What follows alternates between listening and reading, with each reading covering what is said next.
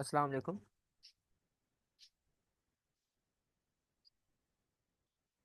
अच्छा, last time जो है वो न्यूक्लियर फिजिक्स के क्वेश्चंस किए थे हमने। ठीक है, और उसमें कुछ इतना ज़्यादा डिफिकल्ट नहीं था, क्योंकि उसमें एक तो लिमिटेड टॉपिक्स हैं और मोस्टली उसमें प्रॉपर्टीज से लिंक टॉपिक थे, अल्फा बीटा गैमा की, प्लस और हाफ लाइफ और उससे रिलेटेड क्वेश्चंस थे। ठीक है, जर्नल और थर्मल की फाइल मैं आप लोगों को चेक करके रिटर्न कर दूंगा। और जर्नल और थर्मल में भी कुछ ऐसा प्रॉब्लम है नहीं। अभी हम और भी प्रैक्टिस कर लेंगे, लेकिन ये है कि पहले एक बार हम सारे टॉपिक्स को रिकॉल कर लें। कुछ कुछ उनके क्वेश्चंस की प्रैक्टिस हो जाएगी, तो उनमें आपको एक आइडिया हो जाएगा कि अगर कोई टॉपिक ऐसा है जो क्वेश्चंस में आता है और वो आपको नहीं सही से याद, तो उसका भी एक एनालिसिस हो जाएगा आपके पास। फिर आपको मेंशन कर देना कि ये टॉपिक जो है वो दोबारा से रिवाइज करना है। तो ये कंप्लीट करने के बाद फिर हम 2024 के जो पेपर्स हैं और 23 तो खैर इसमें इंक्लूडेड है और काफ़ी सारे क्वेश्चंस इसमें सॉल्व भी हैं। तो बट 24 का एक रह जाएगा, तो हम 24 के फिर पेपर सॉल्व कर लेंगे। तो आपके पास इस तरह से काफ़ी सारे जो ईयरली पेपर्स हैं वो सॉल्व हो जाएंगे। आपके पास टोटल जितने भी टॉपिक्स हैं उन सबकी इंडिविजुअल फाइल है। तो उस फाइल में आपको जैसे पहले भी बताया कि लास्ट में 2023 है और आप बैकवर्ड जाते जाओ तो आपको इस सीक्वेंस में पेपर्स मिलते जाएंगे, डिसेंडिंग ऑर्डर में। ठीक है, तो इससे आपको एक आइडिया भी हो जाएगा कि आपने कौन से ईयर के पेपर कर लिए, क्योंकि हर क्वेश्चन के नीचे ईयर लिखा हुआ है। तो आपको ईयरलीज में से करने की ज़रूरत नहीं है, आप इसी फाइल को गो थ्रू कर लो। अगर कोई क्वेश्चन ऐसा है जो सॉल्व है ऑलरेडी, ठीक है, आप उसे ब्लैंक कॉपी से प्रैक्टिस कर लो एक बार, और फिर उसमें आंसर्स यहाँ से क्रॉस चेक कर लो आप। ठीक है, क्योंकि इसमें वर्किंग भी हुई हुई है। तो इस तरह से आपके पास ईयरलीज का भी एक वो कम हो जाएगा बर्डन, कि आपको अलग से ढूंढने नहीं पड़ेंगे, सारे इसमें ऑलरेडी हैं। और जो टॉपिक्स अब नहीं है न्यू सिलेबस में वो भी मैक्सिमम मैंने इसमें से कट डाउन कर दिए थे। लेकिन फिर भी अगर कोई क्वेश्चन आ जाता है और आपको लगता है कि ये सिलेबस का नहीं है या आपको नहीं आ रहा, तो आप पूछ लेना, कंफर्म कर लेना। हो सकता है वो टॉपिक ना हो सिलेबस में, या हो सकता है कि वो टॉपिक हो लेकिन आपको याद नहीं आ रहा हो कि ये कैसे किया था। तो दोनों बातें हो सकती है, तो आप कंफर्म कर लेना लाजमी। फिर उसके बाद इसको रिवाइज करने के बाद फिर हम एटीपी पे जाएंगे। ठीक है, तो रमज़ान में ये कि हम बस इनको थ्योरी को सारे को प्रैक्टिस कर लें, और आप भी इसी टाइम में जो है वो सॉर्ट आउट कर लेना चीज़ें, कि कौन से टॉपिक्स और ऐसे आपको लगता है कि इसमें अभी बाकी हैं जिनके बारे में आपको रिवीजन की नीड है। मोस्टली वैसे मैंने पूछा था तो उसमें सबने न्यूक्लियर के बारे में कहा था, तो न्यूक्लियर भी हमने प्रैक्टिस कर लिया है। बाकी आप क्वेश्चंस उसके खुद से भी अपने एंड पे प्रैक्टिस करके देखना। ड्राइव में सारी फाइल्स अपलोडेड हैं। और उसके बाद फिर हम एटीपी को भी डिस्कस कर लेंगे, ताकि आपका एटीपी थ्योरी दोनों के पेपर साथ ही होते हैं क्लोज डेट्स में, तो वो हो जाएगा कंप्लीट। और क्योंकि थ्योरी कर लोगे तो एमसीक्यूज की भी प्रैक्टिस साथ साथ होती रहेगी, तो फिर एमसीक्यूज को भी हम एटीपी के बाद स्टार्ट कर लेंगे। ठीक है। अच्छा, इसमें ये है कि जो बाकी क्वेश्चंस इसमें से रहते थे पेपर्स के, हम उन्हें डिस्कस कर लेते हैं पहले। और मिक्स कॉन्सेप्ट्स हैं, क्योंकि वेव्स में लाइट एक बड़ा चैप्टर है, बस बाकी तो छोटे छोटे चैप्टर्स हैं। तो साथ साथ टॉपिक्स आते जाएंगे इसमें, और रिवीजन आपके पास इन चीज़ों का आपको मिल जाएगा। क्वेश्चन नंबर 5 से स्टार्ट करें। ठीक है, ये 2023 का ही है। ठीक है, कुछ क्वेश्चंस हम कर चुके थे, कुछ जो बाकी हैं उन्हें कंटिन्यू करें। तो यहाँ पर लिखा हुआ है, two types of electromagnetic radiation are used in glass optical fibres for high speed broadband. तो इंटरनेट केबल्स की बात हो रही है, हमने optical fibre total internal reflection में ये बात डिस्कस की थी। तो यहाँ पर वो पूछ रहे हैं कि आपने इलेक्ट्रोमैग्नेटिक रेडिएशन का नाम लिखना है अदर देन विजिबल लाइट। अच्छा, ये वाला क्वेश्चन मैंने एक बार पहले भी ये आया था। ठीक है, मैंने उस वक्त भी ये चीज़ बताई थी, दोबारा भी बता देता हूँ कि विजिबल लाइट के अलावा, बिल्कुल सही आपने इंफ्रारेड बताया। तो अगर आप सिलेबस में भी चेक करोगे ना, वहाँ पे अलग से ये पॉइंट लिखा हुआ है कि ऑप्टिकल फाइबर में या तो विजिबल लाइट यूज़ की जाएगी, अगर विजिबल लाइट यूज़ नहीं कर रहे हैं तो इंफ्रारेड कर सकते हो आप। ठीक है, और इसके दो रीजंस भी पूछेंगे वो आपसे लाजमी। यहाँ पे लिखा हुआ भी है, give two reasons why these two types of electromagnetic radiation are used in the glass for high speed broadband. अच्छा, मोस्टली लोग क्या करते हैं, वो हाई स्पीड और यही इसी चीज को ना दो अलग अलग फ्रेज में लिख देते हैं कि इंटरनेट स्पीड फास्ट होगी, डाटा ट्रांसफर फास्ट होगा, तो एक ही बात हो जाएगी ये। ठीक है। और उन्होंने भी इस तरह का रेफरेंस एक ऑलरेडी दे रखा है, हाई स्पीड ब्रॉडबैंड। तो अगर आप यही पॉइंट दो बार लिख दोगे अलग अलग फ्रेजिंग में तो मार्क एक ही मिलेगा, क्योंकि इसमें बात एक ही हो रही है। तो एक पॉइंट आप इसमें ये लिख सकते हो कि हाई स्पीड आप बिल्कुल लिखो, हाई स्पीड या high rate of data transfer, ये पॉइंट एक्सेप्टेबल है। इसके साथ आप एक पॉइंट ये भी लिख सकते हो कि इसमें सिक्योर ट्रांसफर होता है। ठीक है, सिक्योर ट्रांसफर ऑफ डाटा, दो बातें ये हो जाएगी। और इसमें जो एक तीसरा पॉइंट हम यूज करते हैं ना, वो एक इम्पॉर्टेंट पॉइंट है, क्योंकि वो अक्सर समझ नहीं आता कि इसका क्या मतलब हुआ, और ये तो हमने कहीं पढ़ा ही नहीं। तो इसमें खैर इतना कोई ज्यादा वो डिटेल पढ़ने की नीड नहीं होती, बस इसमें आप एक पॉइंट ये लिखते हो कि इंफ्रारेड और विजिबल लाइट, ये दोनों लाइट के जो रीजन्स हैं, बेसिकली इलेक्ट्रोमैग्नेटिक वेव्स के जो रीजन है, ये ग्लास के लिए ग्लास इनके लिए एज अ ट्रांसपेरेंट एक्ट करता है। ठीक है। जैसे आपने गैमा के बारे में पढ़ा है। अब गैमा रेज क्या होती है कि उनकी पेनिट्रेशन पावर इतनी हाई होती है कि उन्हें ब्लॉक करने के लिए कंक्रीट या लेड मटेरियल चाहिए होगा। उसके पहले जो भी मटेरियल्स होंगे वो उन्हें क्रॉस कर लेगी। तो अब वो भी इलेक्ट्रोमैग्नेटिक वेव्स की कैटेगरी में आती है। तो अगर आप उसे टोटल इंटरनल रिफ्लेक्ट करवाने की कोशिश करोगे तो वो नहीं होगी, क्योंकि वो तो इजीली पेनिट्रेट हो जाएगी। तो उसके लिए ग्लास मटेरियल जो है वो ट्रांसपेरेंट की तरह काम नहीं कर रहा होगा। जैसे लाइट होती है ना, लाइट के बारे में हमें पता है वो ब्लॉक हो जाती है पेपर और उससे पार्शली ब्लॉक होती है, लेकिन अगर ग्लास मटेरियल है तो ग्लास तो ट्रांसपेरेंट है, उसमें से वो पास हो जाती है। तो लाइट के लिए हम ट्रांसपेरेंट, ओपेक, ट्रांसलूसेंट ये टर्म यूज करते हैं। सिलेबस में नहीं है वैसे, जर्नली साइंस में आपने पढ़ी है ये टर्म्स। तो इस वजह से इंफ्रारेड भी एक आपके पास ऐसी इलेक्ट्रोमैग्नेटिक वेव है, या इलेक्ट्रोमैग्नेटिक रेडिएशन की कैटेगरी में वो आती है, जो ग्लास को एज अ ट्रांसपेरेंट कंसिडर करती है, और उसके हेल्प से भी आप टोटल इंटरनल रिफ्लेक्शन करवा सकते हो। ठीक है। तो एक आपने पॉइंट ये लिखा कि हाई रेट ऑफ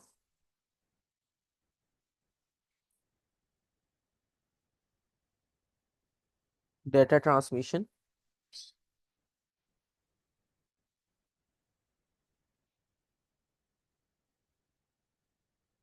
और उसके साथ आप एक और ये लिख सकते हो कि सिक्योर ट्रांसफर होगा इसमें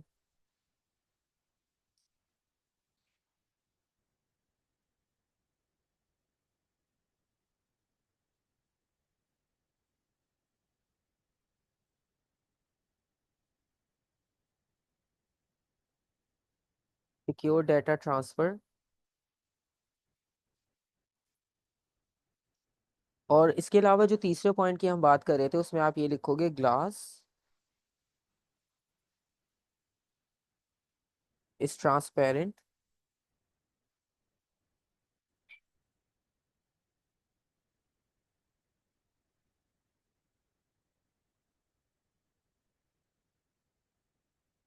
टू द विजिबल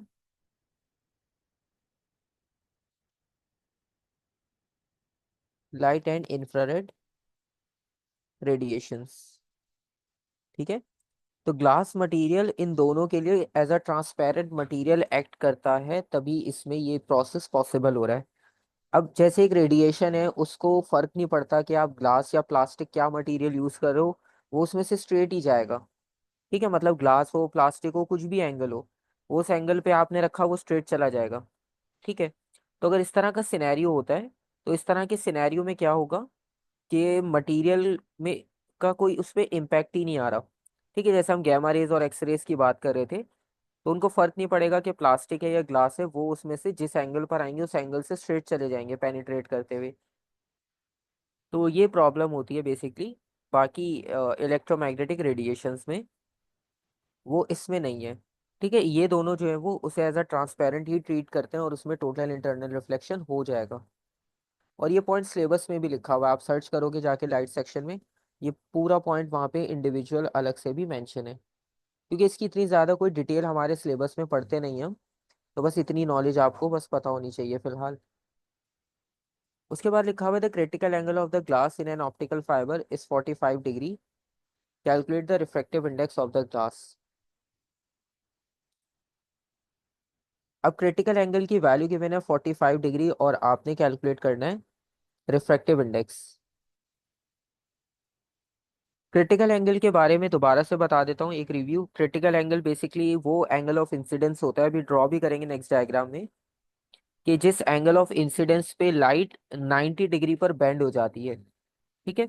और उससे और अगर आप एंगल इंक्रीज करोगे तो उससे और इंक्रीज करने के बाद होगा क्या, कि लाइट टोटल इंटरनली रिफ्लेक्ट होना शुरू हो जाएगी। ठीक है। तो वो एंगल क्रिटिकल होता है जिसपे लाइट 90 डिग्री पर बेंड हो जाती है बेसिकली। ठीक है।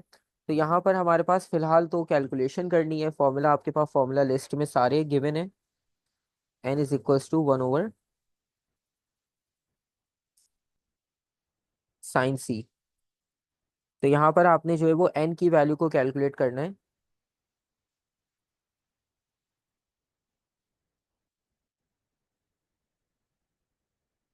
sin 45। तो 1/sin 45 करके बस आप ये चेक कर लोगे कि रिफ्रैक्टिव इंडेक्स कितना आता है। और जर्नली आपको मैंने कुछ वैल्यूज भी बताई थी, दोबारा लिख देता हूँ, कि एयर की अगर आप बात करते हो तो उसका रिफ्रैक्टिव इंडेक्स हमेशा 1 आता है।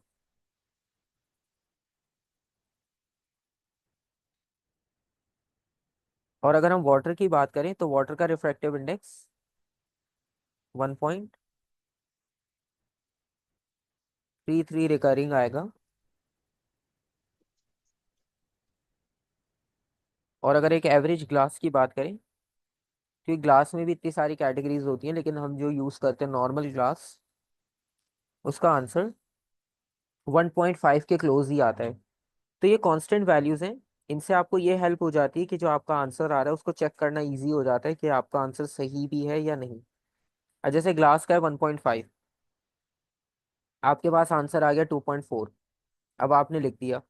ठीक है। लेकिन अगर आपको ये वैल्यूज याद होती हैं रेफरेंस, तो इससे आपको ये आसानी हो जाती है, आप अपना आंसर खुद भी चेक कर सकते हो।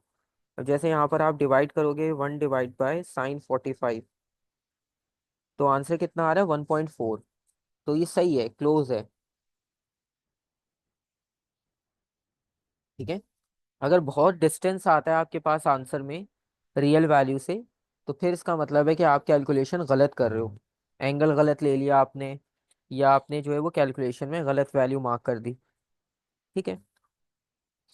अच्छा, अब ये वाला जो क्वेश्चन है 5.1, इसमें ऑप्टिकल फाइबर गिवन है और इसमें आपने ड्रॉ करनी है रे डायग्राम, और उन्होंने लिखा हुआ है ड्रॉ केयरफुली। अच्छा, अब यहाँ पे केयरफुली का वर्ड का मतलब ये होगा यहाँ पर कि ये जो उन्होंने क्वेश्चन में प्रीवियस दिया होता है ना, लाजमी इस टाइप के क्वेश्चंस में जो प्रीवियस पार्ट होता है उसमें लिंक होता है लाजमी। जैसे प्रीवियस में उन्होंने क्रिटिकल एंगल 45 बताया था, और यहाँ पर वो कह रहे हैं ड्रॉ केयरफुली। इसका मतलब ये है, उन्होंने लिखा भी है कि फर्स्ट पार्ट में। ठीक है। लेकिन जर्नली भी ऐसा ही होता है हर क्वेश्चन में कि जब आपके पास एक ही पार्ट का सीक्वेंस चल रहा हो तो प्रीवियस पार्ट में उसकी हिंट कुछ ना कुछ होती है। तो अब यहाँ पर उन्होंने आपको बताया था कि 45 डिग्री जो है वो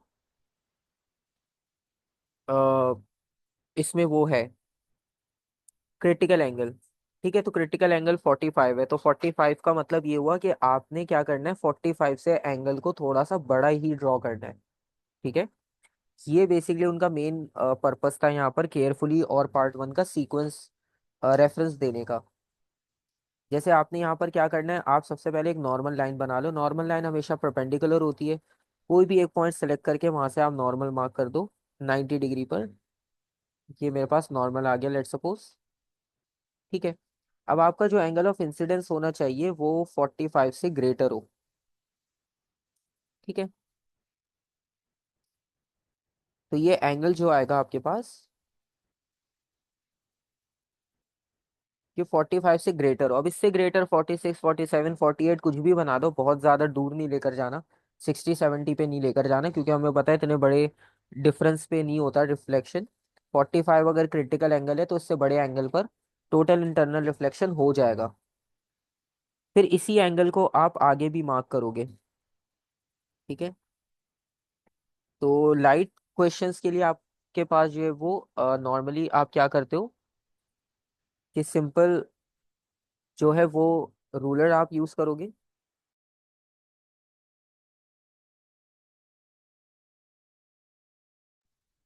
तो इसमें बेसिकली क्या होता है कि आपके पास लाइट के क्वेश्चंस में रूलर, पेंसिल, प्रोटेक्टर, कंपास, ये सारी चीज़ें आप रख लेना, क्योंकि इससे होता है कि डायग्राम कभी कभार सर्कुलर भी आती है बनाने के लिए। ठीक है। तो उसमें फिर ये होता है इजी हो जाता है, वरना फिर वो फ्री हैंड से बनाते हैं, 2-3 बार गलत होती है, फिर उसको मिटाते हैं हम, फिर उसको सही करते हैं, तो वो पेपर भी ख़राब हो जाता है और डायग्राम भी ख़राब हो जाती है। तो ये सारी चीज़ें आपके पास होनी चाहिए। तो एंगल ऑफ इंसिडेंस रिफ्लेक्शन के इक्वल होना चाहिए लास्ट में।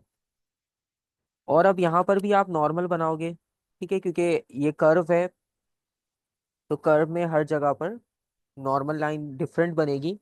तो ये चीज़ आपने खुद इसमें नोटिस करनी है। तो ये अब आपके पास एंगल ऑफ इंसिडेंस आ जाएगा, और इसी के रेफरेंस से एंगल ऑफ रिफ्लेक्शन मार्क कर दोगे आप यहाँ पर। ठीक है। और इसको आप आगे एक और बार कंटिन्यू कर सकते हो, वरना इतना भी कर दिया तो काफ़ी है, क्योंकि जो उनका मेन कंसर्न था वो आपने कंप्लीट कर दिया। ठीक है। इसके बाद वाली वर्किंग तो अब आपको खुद समझ आई गई है, तो अब इसके बाद 4, 5, 6 जितनी बनानी हो वो आप बना सकते हो। तो ये आपके पास एक टोटल इंटरनल रिफ्लेक्शन आ गया, और इलेक्ट्रोमैग्नेटिक रेडिएशन का भी एक कॉन्सेप्ट आ गया इस क्वेश्चन में। इसके अलावा एक और क्वेश्चन देखते हैं। ये रिफ्रैक्शन से रिलेटेड क्वेश्चन है। इसमें लिखा हुआ है it shows a container of oil. ठीक है। A ray of light shines on the surface of the oil. The refractive index of the oil is 1.47. On figure 7.1, draw the normal at the point where the ray enters the oil.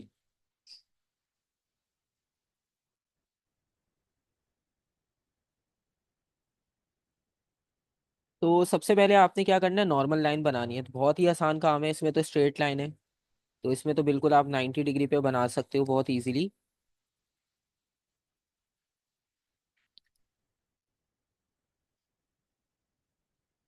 ये normal line हो जाएगी। ठीक है।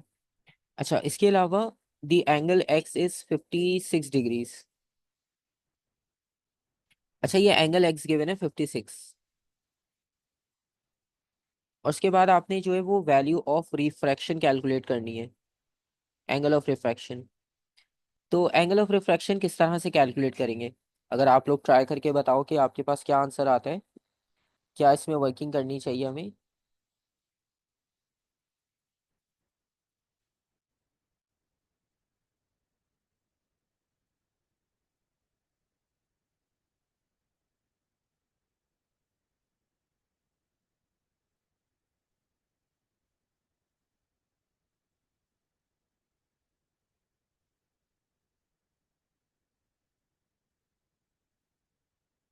Refractive index भी लिखा हुआ है वैसे, एन की वैल्यू भी आपके पास है, आर की वैल्यू कैलकुलेट करनी है।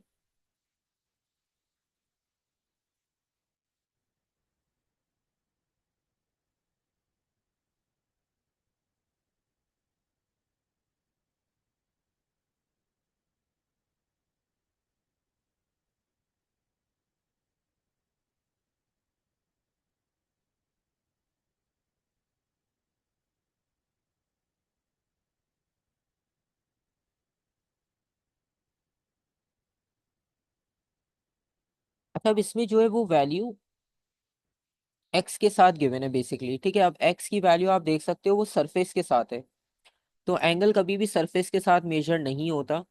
ठीक है, ये बात आपने याद रखनी है चाहे कोई भी डायग्राम हो।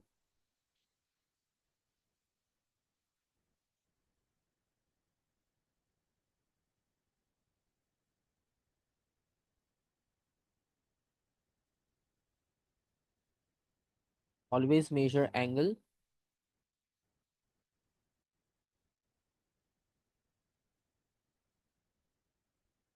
Respect to normal. ठीक है, तो हमेशा नॉर्मल के साथ एंगल मेजर करना होता है। तो अगर ये 56 है, तो आपने ये वाला एंगल नोट करना है, 34। तो 34 जो है वो एंगल ऑफ इंसिडेंस आएगा। ठीक है, पहली चीज़ तो आपको ये कंफर्म करनी होती है, अक्सर हम जल्दी में 56 को ही कंसिडर कर लेते हैं। तो एंगल ऑफ इंसिडेंस आ गया। 34, एन की वैल्यू भी गिवन है 1.47।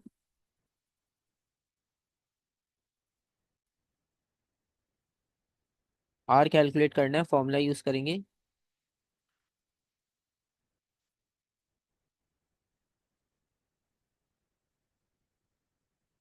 ग्रेटर एंगल को न्यूमरेटर में रखना है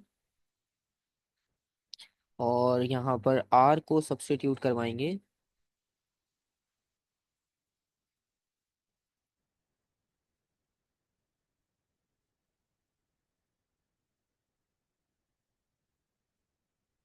और बाकी ये साइन इनवर्स हो जाएगा।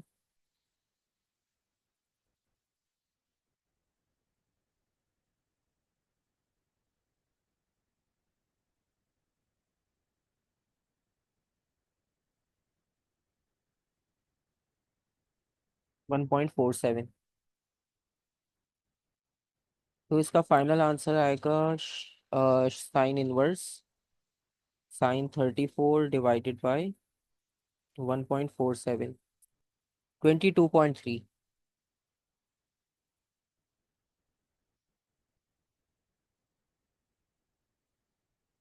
सिर्फ 22 भी लिख सकते हैं टू सिग्निफिकेंट फिगर्स में।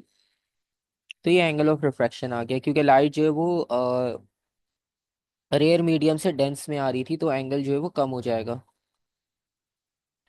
और उसके बाद अप्रोक्सीमेट स्पीड ऑफ लाइट आपने लिखनी है एयर में। तो अप्रोक्सीमेट स्पीड ऑफ लाइट जो होती है वो सेम रहती है,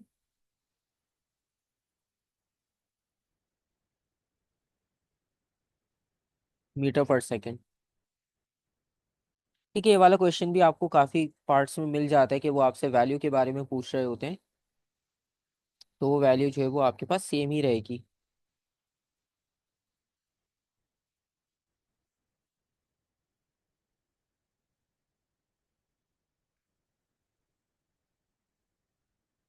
एक ये वाला क्वेश्चन है, ये भी थोड़ा सा डिफरेंट है, इसको भी डिस्कस कर लेते हैं।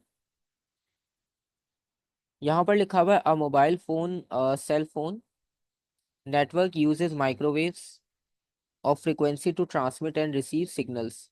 The speed of microwave in air is equals to this. Calculate wavelength of these microwaves in the air. तो इसमें आपने पहले तो वेवलेंथ फाइंड आउट करनी है।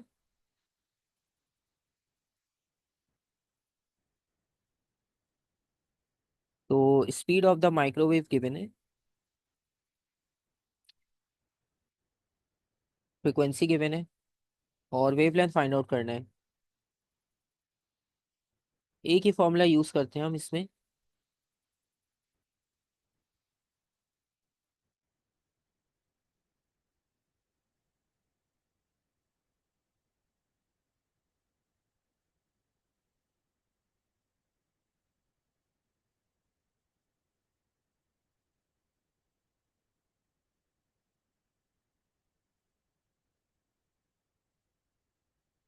इसका फाइनल आंसर आएगा 0.16 मीटर्स।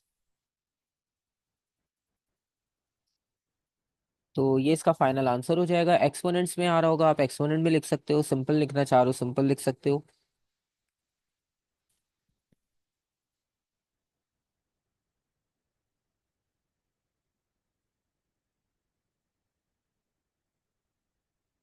उसके बाद नेक्स्ट पार्ट है, state two reasons why we use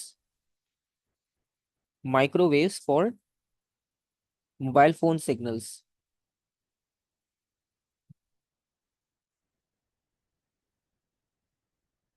तो यहाँ पर आपने दो रीजंस बताने कि आप माइक्रोवेव्स को क्यों यूज करते हो फॉर सिग्नल्स के लिए। वैसे तो ये हमें पता है कि हमने माइक्रोवेव और रेडियो वेव्स के बारे में लिखा होता है कि ये कम्युनिकेशन प्रोसेस में हम इसे यूज करते हैं। ठीक है, तो इसमें एक चीज तो ये है कि इसमें पेनिट्रेशन पावर थोड़ी सी होती है, जिसकी वजह से हम इसे यूज कर रहे होते हैं।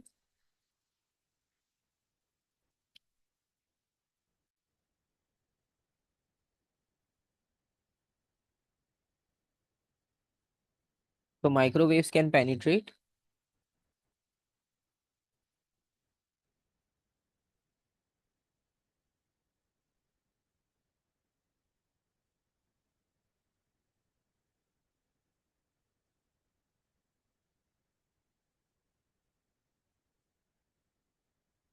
ऑब्स्टेकल्स।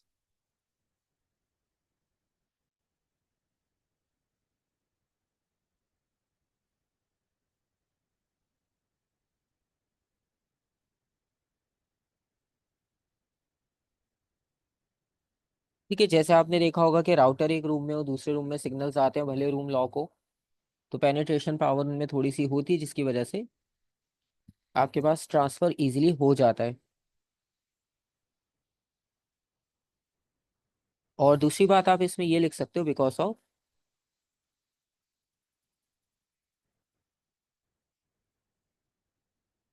High frequency range. तो इनकी जो फ्रीक्वेंसी रेंज होती है वो हमारे कम्युनिकेशन के लिए अ, सही रहती है रेंज, जिसकी वजह से हम इसे यूज़ करते हैं, बाकी कोई और रेंज यूज़ नहीं करते।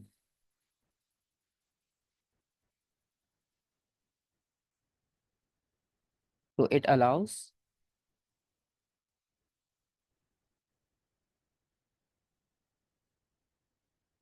लार्ज नंबर ऑफ चैनल्स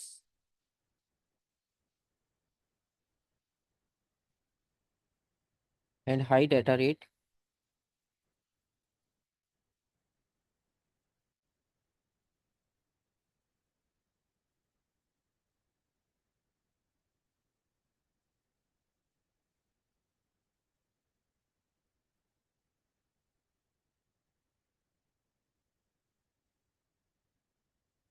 ठीक है, तो ये लॉजिक हम इसमें यूज़ कर रहे हैं।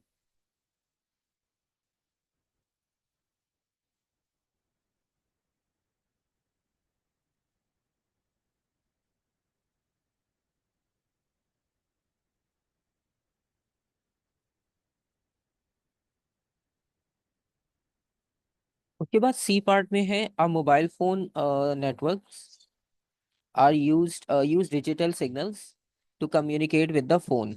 अब ये सिग्नल वाला क्वेश्चन इन्होंने काफ़ी टाइम बाद दिया है, क्योंकि बीच में कुछ दूसरे टॉपिक्स थे उनके बारे में क्वेश्चंस थे, अब इन्होंने रिड्यूस करके फिर उन्होंने कुछ पुराने टॉपिक्स के क्वेश्चंस को फिर से ऐड किया न्यू पेपर में।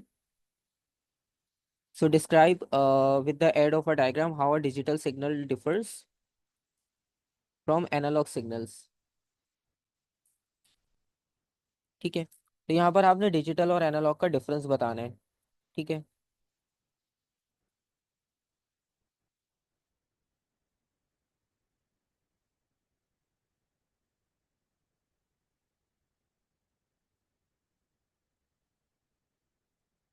अच्छा, वैसे तो आपने जर्नली पढ़ा होगा, कंप्यूटर साइंस में भी अगर कोई पढ़ रहा है तो उसने वहाँ भी पढ़ा होगा।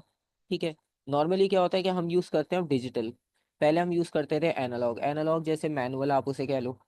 अब पुराने फोन्स आपने देखे होंगे, उसमें वो डायलर लगा होता था, उसमें आपने डायलर को रखकर और उसे पूरा उस नंबर तक घुमाना पड़ता था जो डायल करना है। अब वो जीरो से शुरू होकर 9 पर लेकर गए, फिर दोबारा 9 पर लेकर गए, फिर उसे 5 पर लेकर आए, फिर 3 पे, फिर 1 पे, इस तरह से जो भी नंबर है। तो वो मैनुअली आपको इतना लंबा प्रोसेस करना पड़ता है। अब आपके पास ऑलरेडी सेव है, आपने क्लिक किया और डायल हो जाएगा, या आप टाइप करोगे तो आपको मैनुअली कुछ इतना लंबा काम नहीं करना पड़ रहा एनालॉग के कंपैरिजन में। तो एनालॉग और डिजिटल में सबसे बेसिक डिफरेंस ये होता है कि डिजिटल सिग्नल्स होते हैं डिस्क्रीट, मतलब इनकी वैल्यूज फिक्स डिफाइंड है। लेकिन एनालॉग में ऐसा नहीं है, ये होता है कंटिन्यूस। जैसे अभी हमने एग्जांपल ली कि उसमें जब आप पूरा उसको घुमाकर एक पॉइंट पर लेकर आ रहे हो, तो उसमें आप पूरा 360 कवर कर रहे थे, तो सारे पॉइंट्स आपने उसमें कवर कर लिए जो जो उसके बीच में आए। ठीक है।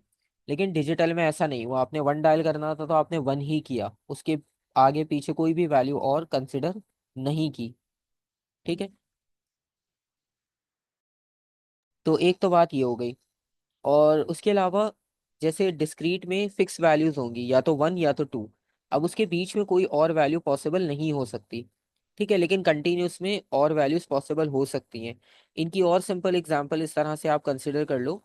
जैसे आपने एक फ्लोर से दूसरे फ्लोर तक जाना है, आपके पास दो ऑप्शन है, और वो ऑप्शन इस तरह से है कि एक आपके पास रैंप का ऑप्शन है और दूसरा स्टेयर्स का ऑप्शन है। तो जब आप रैंप यूज करोगे तो रैंप पे आपकी मर्जी होगी कि आप कोई भी पॉइंट पर जो है वो स्टेप रखकर और जा सकते हो। ठीक है, उसमें कोई रिस्ट्रिक्शंस नहीं है। लेकिन जब आप यूज कर रहे हो स्टेयर्स, अब स्टेयर्स में रिस्ट्रिक्शन है, या तो फर्स्ट स्टेप या उसके बाद वाला सेकंड स्टेप, उसके बीच में कोई और ऑप्शन आपके पास नहीं होगा। ठीक है। तो इस वजह से डिस्क्रीट और एनालॉग में आपके पास ये डिफरेंस हो जाता है।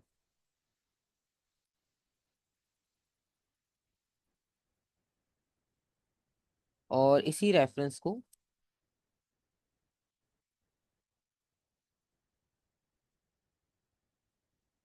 ने यहाँ पर मेंशन करना है।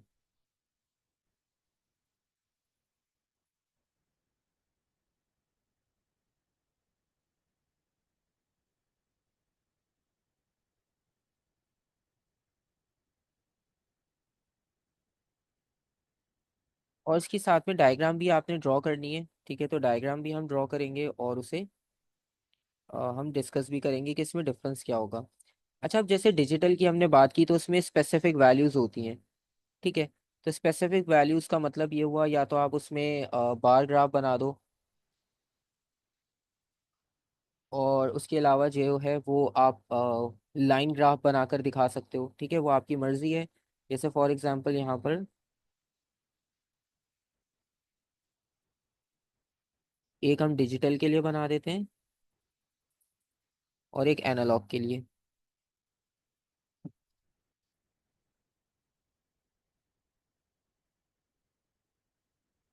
तो अब पहला वाला अगर लेट सपोज डिजिटल का है तो उसमें आपने,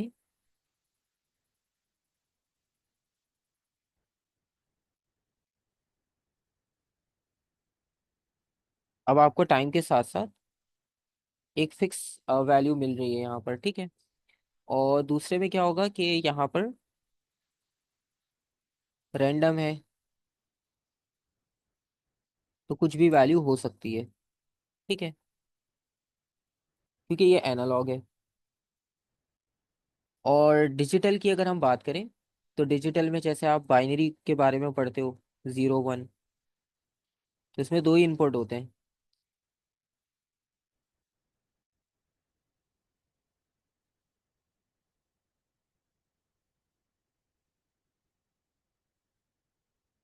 टू वैल्यूज ओनली।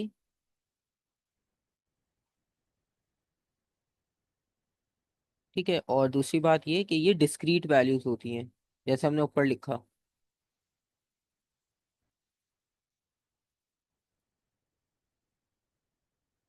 और एनालॉग के बारे में ये है कि उसमें कोई भी वैल्यू हो सकती है।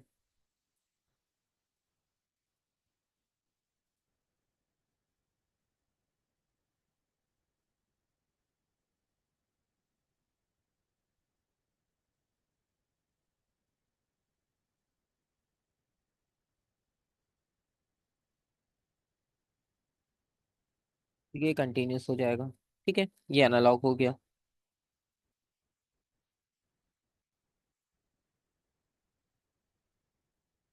और उसके बाद आपने बताना है state two advantages of using digital signals as compare to the analogue signals. तो डिजिटल यूज करने का क्या एडवांटेज होगा एज कम्पेयर टू एनालॉग, ये आपने मेंशन करना है। अब डिजिटल में ये है कि वो लॉन्ग डिस्टेंस तक ट्रैवल कर सकते हैं, जैसे कि हम अभी भी यूज़ कर रहे हैं डिजिटल सिग्नल्स। ठीक है, तो इसमें आप देख सकते हो कि कितने लॉन्ग डिस्टेंस पे और मल्टीपल लोकेशंस पे एट अ टाइम कनेक्टेड है, दे कैन ट्रैवल। अब जैसे पुराने वॉकी टॉकीज होते थे, अभी भी यूज़ होते हैं, लेकिन वो क्या होता है, शॉर्ट रेंज होती है वो, उसमें आप इतने लॉन्ग डिस्टेंस पे कम्युनिकेट ही नहीं कर सकते।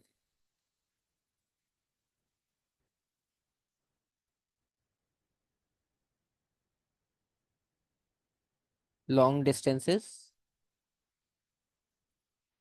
और फास्ट ट्रांसमिशन रेट।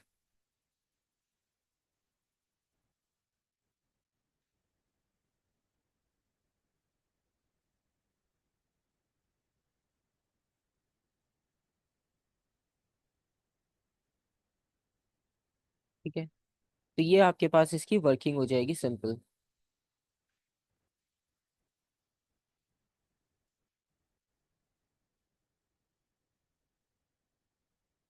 और इसके अलावा ये आपके पास एक डिफरेंट कैटेगरी का एक क्वेश्चन हो गया इसमें। ठीक है, क्योंकि सिग्नल्स वाले क्वेश्चन अक्सर आपके पास पेपर्स में इस तरह से फ्रिक्वेंटली नहीं मिलते।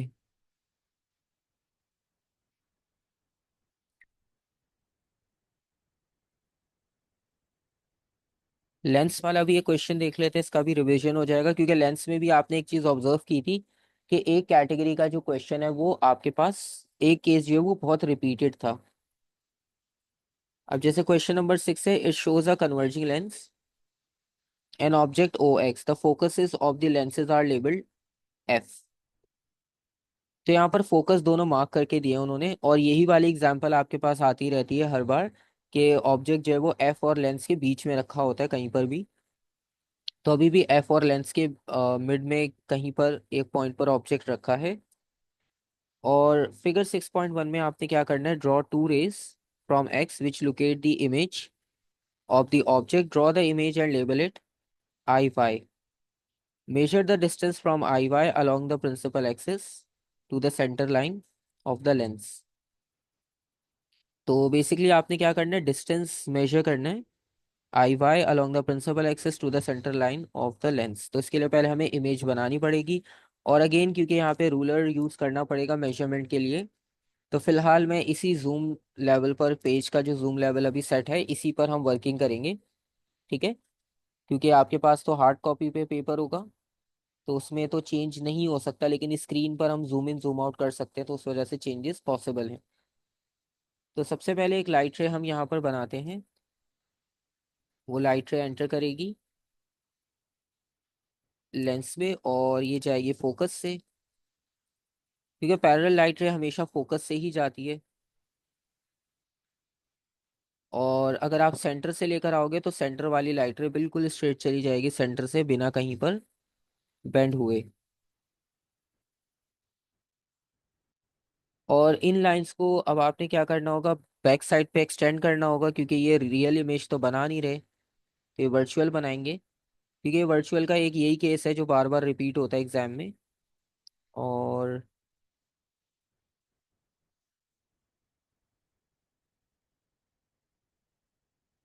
ठीक है,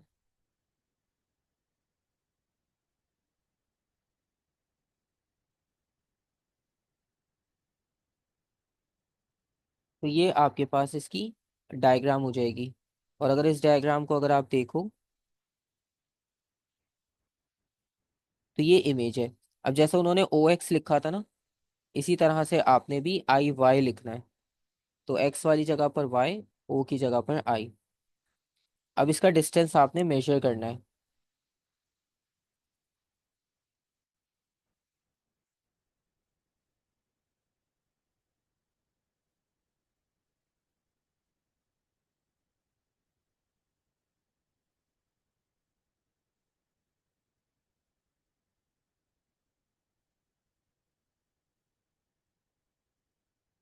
तो अब इसकी मेजरमेंट करेंगे, और इसकी मेजरमेंट के लिए हम रूलर पेंसिल को यूज़ करेंगे बेसिकली,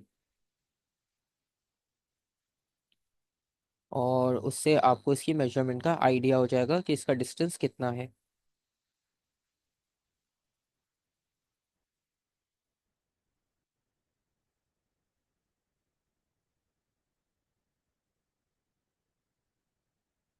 तो इसका जो टोटल डिस्टेंस फिलहाल अभी मेरे पास आ रहा है रूलर से, वो आ रहा है 4.9। ठीक है, तो मैं यहाँ पर लिख देता हूँ कि ये आपने डिस्टेंस रूलर से मेजर करना है, ताकि जब आप बाद में खुद से प्रैक्टिस करो तो आपको याद हो। ये सेंटर तक करना है आपने। ठीक है, और ये मैंने मेजर किया है रूलर से, क्योंकि बाद में कंफ्यूजन होती है कि ये वैल्यू कहाँ से आ गई, क्वेश्चन में तो कहीं भी नहीं है। तो ये रूलर से मेजर करने पे आई है, तो ये 4.9 हमारे पास इसका डिस्टेंस आ रहा है। और उसके बाद आपने बताने हैं दो रीजंस कि आई वाई इमेज जो है वो वर्चुअल क्यों है। ठीक है, इसका आसान सा लॉजिक है। आपको पता है कि जब लाइट रेज मीट नहीं करती एक पॉइंट पर तो वो वर्चुअल कहते हैं हम उसे, और जब स्क्रीन पर इमेज नहीं बनती तो भी हम उसे वर्चुअल कहते हैं।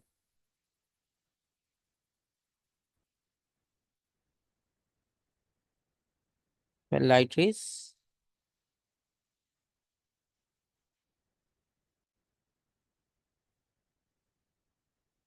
Not meet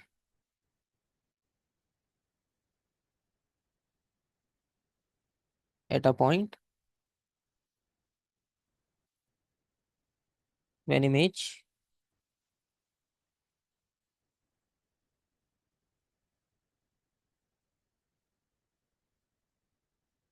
can not B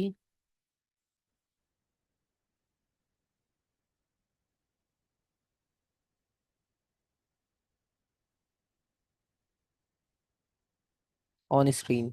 ठीक है। तो ये दो पॉइंट्स होते हैं और हमेशा यही दो पॉइंट्स सेम रहते हैं और वो दो पॉइंट्स ही पूछेंगे आपसे। तो बहुत सारे क्वेश्चंस हमने पहले भी इसमें से इस तरह के किए थे जिनमें ये दो पॉइंट्स ही यूज हो रहे थे। तो ये दो पॉइंट्स ही आपने सेम यूज करने हैं। ठीक है।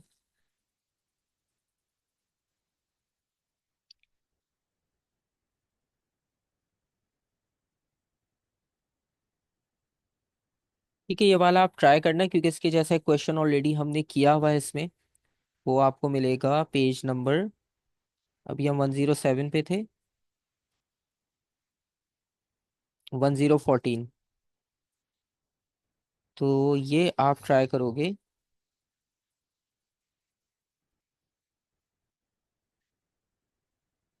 बिल्कुल पेज नंबर 114 की तरह ये क्वेश्चन है। ठीक है, तो ये आप इसको ट्राई करना। अगर नहीं समझ आए तो आप वहां से रेफरेंस लेकर चेक कर लेना क्योंकि इसमें मोस्टली पॉइंट्स वही है, बस शेप चेंज कर दी। ठीक है।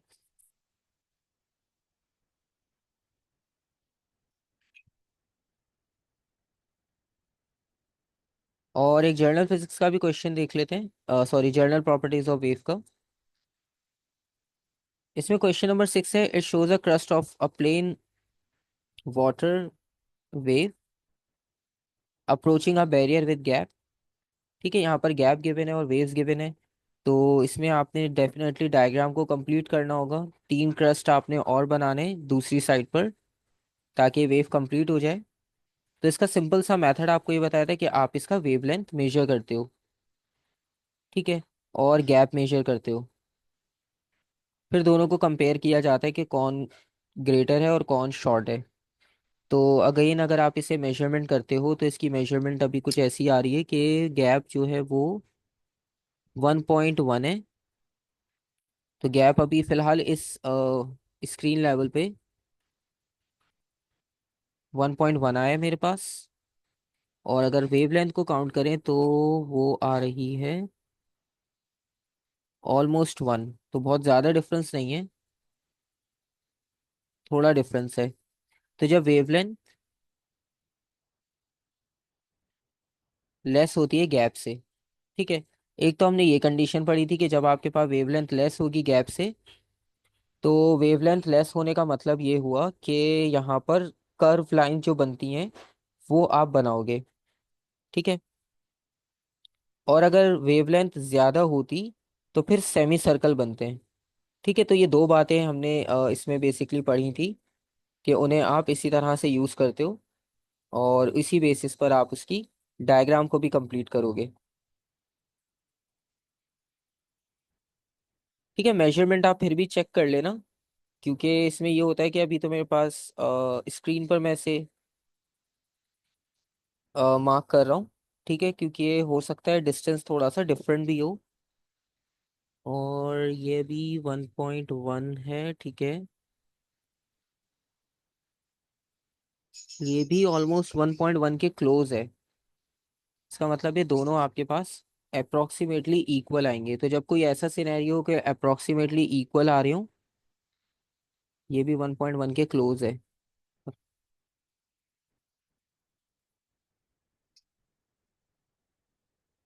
तो जब ये इस तरह से इक्वल या अप्रोक्सीमेटली इक्वल का केस होगा तो तब भी आपने क्या करना है, सेमी सर्कल्स बनाने। और सेमी सर्कल के बारे में आपको बताया था कि आप कंपास से मार्क करोगे। आप सेंटर में रखो कंपास और सेंटर में कंपास रखने के बाद यहाँ पे 1.1 मीटर मार्क करो, यहाँ पे 1.1 मीटर मार्क करो, सेंटीमीटर सॉरी, दोनों तरफ। तो आपके पास सेंटर में रख के आप कंपास को यहाँ तक ओपन करोगे ना तो ऑटोमेटिक आपके पास यहाँ पे कंप्लीट सेमी सर्कल बन जाएगा और बिल्कुल इक्वल बनेगा दोनों साइड से। ठीक है। फिर इसी तरह से क्योंकि वेवलेंथ चेंज नहीं होती, 1.1 इसलिए ले रहे हैं क्योंकि वेवलेंथ चेंज नहीं होती। तो इसलिए आप 1.1 वेवलेंथ के साथ सारी लाइंस को मार्क करोगे क्योंकि डाइफ्रैक्शन में वेवलेंथ चेंज नहीं होती, रिफ्रैक्शन में होती है। ठीक है। तो मैं तो खैर फ्री हैंड बनाइए, आप कंपास से बनाओगे तो और एक्यूरेट हो जाएगी।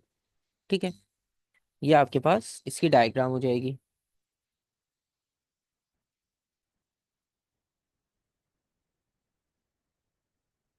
उसके बाद सेकंड पार्ट है, figure 6.2 shows crust of a plane water wave in a deep water approaching a region of shallow water. तो डीप से शैलो में जा रहे हैं, ठीक है, क्लियरली उन्होंने बता दिया। और डीप में क्या होता है कि वेवलेंथ बड़ी होती है, स्पीड हाई होती है, फ्रीक्वेंसी सेम होती है। ठीक है, अभी यहाँ पर डीप की बात अगर हम कर रहे हैं, greater wavelength, greater speed. Shallow में जाएंगे, शॉर्ट वेवलेंथ, स्लो स्पीड। ठीक है, तो इस रेफरेंस को देखते हुए फ्रीक्वेंसी तो सेम ही रहती है।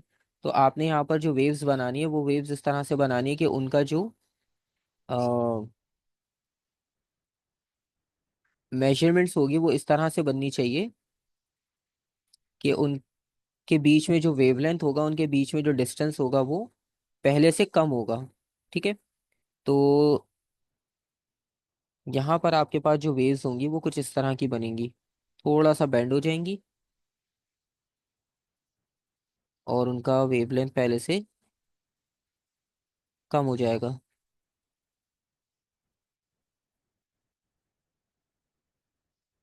ठीक है, तो पहले वो इस डायरेक्शन में आ रही थी और अब वो इस डायरेक्शन में जाएंगी। ठीक है, बाकी आप नॉर्मल बना के भी चेक कर सकते हो कि उन्हें कहाँ जाना चाहिए था। आप अगर नॉर्मल लाइन बनाओगे यहाँ पर तो उससे आपको पता चल जाएगा।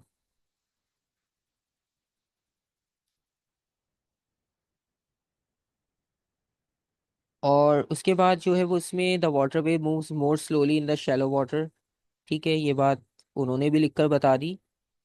तीन क्रस्ट बनाने थे और direction of the wave travel आपने मार्क करनी थी, तो वो दोनों पॉइंट्स आपने यहाँ पे कंप्लीट कर लिए। ठीक है, और उसी के साथ इसके बाकी जो पार्ट्स हैं उसमें लिखा हुआ है state two ways in which transverse wave differs from longitudinal. तो ट्रांसवर्स और लॉन्गिट्यूडनल का डिफरेंस बहुत सिंपल सा है। ट्रांसवर्स में क्या होता है कि पार्टिकल्स की वाइब्रेशन परपेंडिकुलर होती है।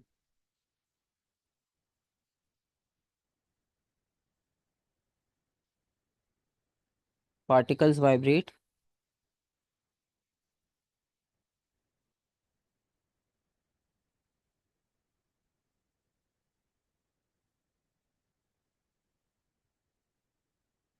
परपेंडिकुलर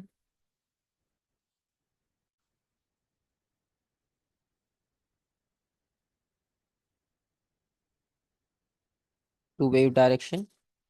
और दूसरा लॉन्गिट्यूडनल में आप लिखोगे पार्टिकल्स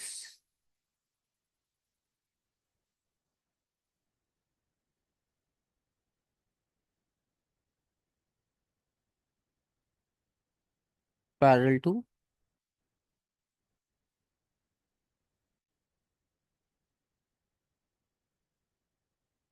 वेव डायरेक्शन।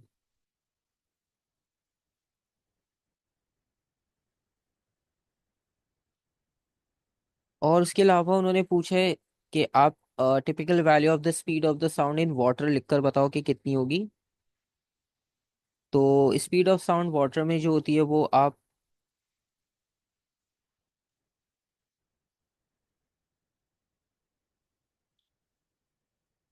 इसके बीच में कोई भी वैल्यू लिख सकते हो। और अगर सॉलिड होता तो सॉलिड में हम लिखते हैं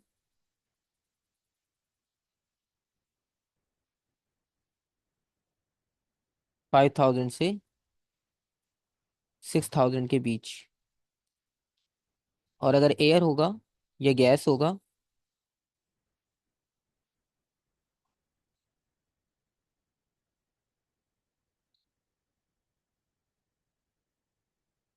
तो उसकी ये वैल्यू आ जाएगी। उसके बाद explain why sound travels faster in water than in air. तो faster in water than air इसलिए क्योंकि एयर में पार्टिकल्स रैंडम मूव करते हैं, डिस्टेंस पर होते हैं, इस वजह से वाटर में पार्टिकल्स थोड़ा सा क्लोज होते हैं एयर के कंपैरिजन में। तो ट्रांसफर जो है वो फास्ट हो जाता है।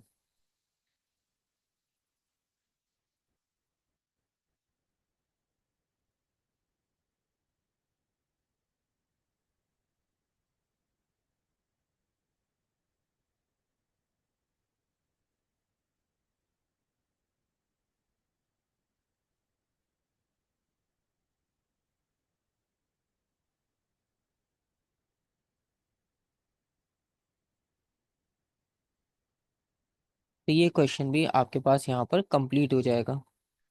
तो ये आपके पास कुछ वेव्स के क्वेश्चंस हो गए। इसके बाद कुछ और क्वेश्चंस भी जो इसमें रहते हैं वो भी आप ट्राई करके देखना।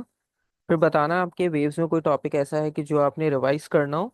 तो पहले हम उसे रिवाइज कर लेंगे, फिर बाकी क्वेश्चंस की प्रैक्टिस करेंगे। ठीक है, फिर इसके बाद एक हमारा इलेक्ट्रिसिटी रह जाएगा और एक रह जाएगा स्पेस।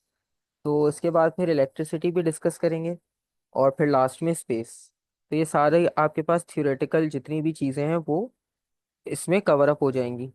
फिर बस हमारे पास एटीपी को हमने करना होगा, साथ साथ आप प्रैक्टिस करते रहोगे थ्योरी की, क्योंकि आपके पास काफ़ी सारे पेपर्स के सॉल्यूशंस आ जाएंगे, टॉपिक्स आपके पास ऑलरेडी आ चुके हैं। और फिर हम एटीपी की तरफ मूव करेंगे। ठीक है।